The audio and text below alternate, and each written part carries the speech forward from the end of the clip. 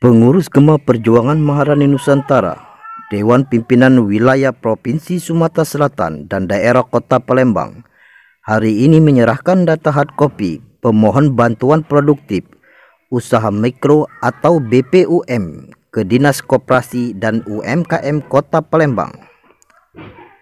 Penyerahan data hard copy pemohon BPUM diserahkan langsung oleh Ketua DPW GPMN Sumsel Yani Pasla didampingi DPD Kota Palembang Rosdawati.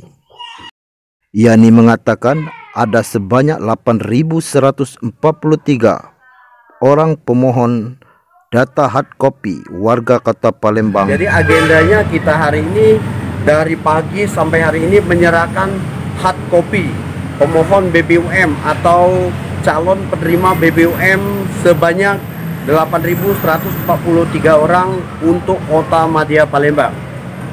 Diterima langsung tadi oleh Ibu Kabitnya di lantai 3 Dinas Koperasi Kota Palembang. Dari Kota Palembang, tim TNT News TV mengabarkan.